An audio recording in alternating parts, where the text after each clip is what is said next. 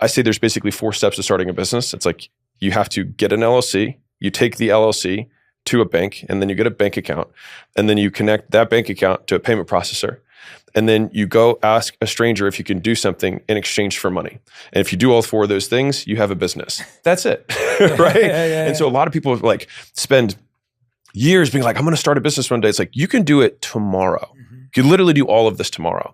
And then it's like, okay, well then how do I get the person to exchange money? It's like, well, you reach out to the people you know, right? You open your phone, you look at the 400 contacts you have there, you open up your Facebook profile, you have 300 friends, you look at those friends, and then you just say, hey, you send a personal video, you send a personal text and say, hey, I am starting this thing.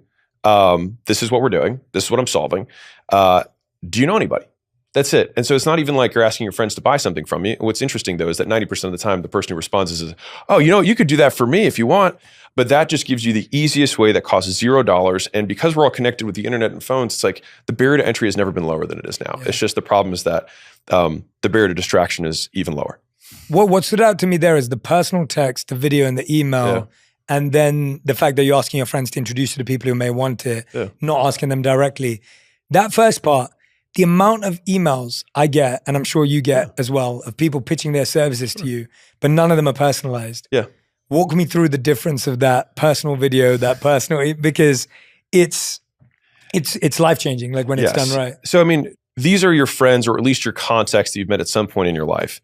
And so trying to recall when you met that person, literally just stating their name and asking that it's, hey, I'm going to be doing this.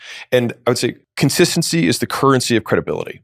So what people don't want to do is refer a friend to somebody who's fly by night. But if you can actually just demonstrate that, hey, he's still doing that, the likelihood that they're going to refer someone goes way up because the relational capital is not nearly at risk. Because if I'm going to introduce somebody to somebody else, I'm risking my social capital on the hope that the third party or whoever is sending this original text is actually going to do a good job. And so you can also include a little bit of risk reversal in that, which is like, hey, I'm doing the first 10 for free. And the reason I'm doing it is because I just want to get some testimonials, get some reviews, and also just so that I can learn too. And I think just being really upfront and being really honest about it makes the stakes feel a lot easier. And so then those first 10 people, you do exactly that. And the thing is that you're going to be better off than they will. For those of you who are like, I don't want to work for free. It's like, you're not working for free. You're earning and then you're learning and then you're earning. And so we got to go through the learn phase first. And the best way to do it is people who aren't direct connections of yours, maybe one step removed. And then at that point, they're going to give you very real feedback. And if you do a good job, then after a certain point, my goal is to get people to basically shift supply demand in their favor. Like I'd say the two laws of business that I am the most moved by are supply and demand, which is this X here, and then leverage. So that's a fulcrum for leverage. And so I see those are the 2 biggest forces in business. And so I want to create artificial demand for somebody who's starting out by just saying, we'll do a lot of stuff for free. And then what happens is when you have no more time to give, and if people still want you to do stuff, and you say, hey, I can't take any more people.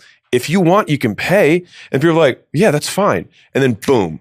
And then you make your first sale. And you'll have confidence because you're like, well, I just did it 20 other times and look at the results from those people. And the first one you'll be embarrassed about. The 19th one, you're like, wow, you're going to already pay down 60, 70% of all the mess ups that you were going to do. And then at that point, you're going to start feeling good. And then from there, my way of doing it is you just keep bumping the price by 20% every 5 people until eventually people stop saying yes. And then after we're like, okay, this is the price I can do for now. And that's basically a very seamless transition into how do I go from nothing to making my first dollar? How do you get over the block of, I don't want to work for free? I actually think it's entitlement. I think it's believing that you deserve something for nothing.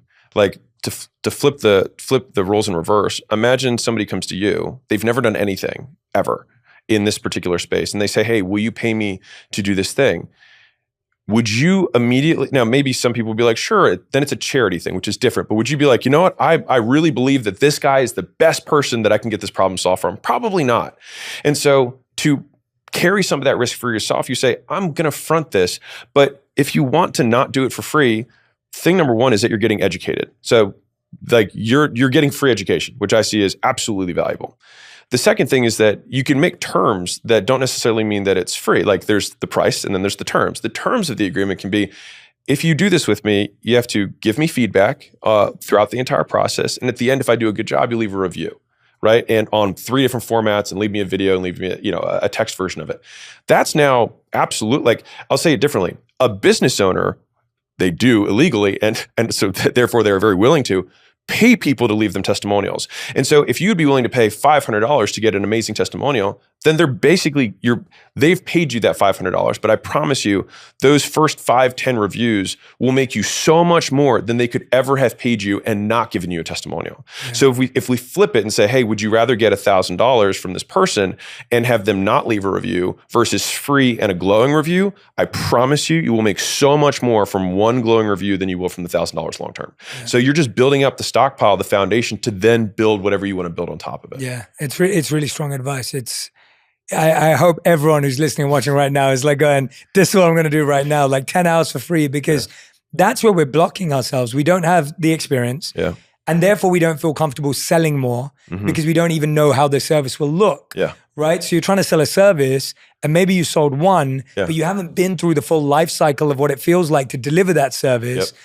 Now you don't know how many website revisions or edits there's going to be. You don't know how many app updates they're going to be. You have no idea. Yeah. And now you're actually less likely to go sell another one because you're scared that you don't even know if you can do it. And I feel under that entitlement is an insecurity of, I don't actually even know how to do this. Like I've got a lot of friends who are like really talented, really skilled. They actually would do a great job. Yeah. But because they've never just done 10 clients for free, they don't know how it's going to be if they went and got 100 clients tomorrow. Yeah. So they're scared of getting 100 clients. Yeah. Not because they're not capable, but because they haven't taken 10 clients through the process. So I'm going to give you something super tactile for the audience. Yeah, please. Just 10 by 10. So give 10 people 10 hours. And so you can say, hey, I'm going to do 10 hours of work for free. That is a really compelling offer. And you're going to do it one-on-one and ideally with them. And so if you want to build the website, build it in front of them for the 10 hours so they can give you real-time feedback. If you want to, write email copy, you still meet with them once a week or not, ideally multiple times a week during that, so you can pay down that 10 hours faster. And if you're worried, you can do 5 people for 5 hours. That matters less, but it's more that one-on-one, so the least scalable thing possible, and it's free labor that they can track. The reason that's such a compelling offer is that everyone, even in every country, even minimum wage has value. Anybody can understand that 5 hours of work is a material amount of work that you're choosing to give away for free. And so even if you have no expertise, labor at base price is still worth something. And so if you add on expertise, it becomes a very compelling offer. But the beauty of that setup of having 5 or 10 hours that you choose to spend is that there's basically, if you're doing it one-on-one, there's almost no technical, component to it. You don't have to like build all these calendaring and schedule. It's just like, you're just going to text those 5 people, hey, you want to do same time tomorrow. Very simple. And then for each of those, calls that you'll take with them, in the very first call, you just say, hey, I want to just be clear. What's the problem? What do you want to solve? And do you mind at the end of the 5 hours we spend together, if this was good, if I can tell you about what I do? If you just set that pre-frame up front, and then you do the hours on the 5th call or the 5th hour or the 10th hour, you can say, hey, remember I said at the beginning, I was like, has this been good so far? It's like, awesome. Let me just recap what we've done, what we've covered and the progress we've made. Do you feel happy about that? Great.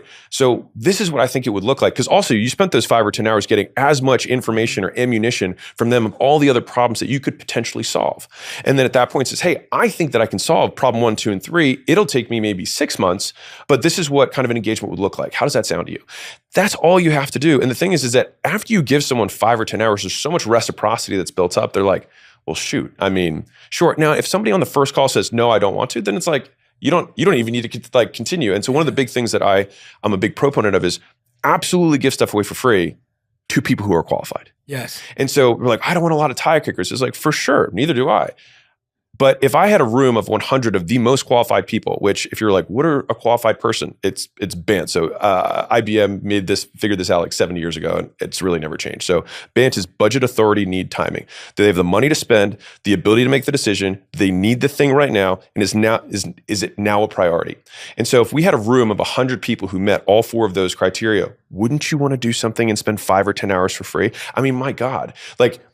If you could sign, like the reason they sell timeshares over 6-hour blocks of time is because it just takes time to build trust for a higher ticket sale. So if anything, it's like you're choosing to say that I'm going to give you 5 hours, but they're giving you 5 hours to influence them to ultimately prove that you're good at whatever you do. Yeah. And so I think that is the easiest way to get started. You can make that your front end offer. You can put that in the video. And I think the beauty of that specific offer is that you don't need to even figure out what you're going to sell, because you'll figure it out during the time you spend with them. Yeah. And so you can figure out the offer in real time with them. And also, because you're doing it one-on-one, you can basically, you can permutate it. You can tweak it every single time you pitch it to somebody on the 5th or 8th call or whatever. That ultimately gets you so many faster iterations that are low risk. Yeah.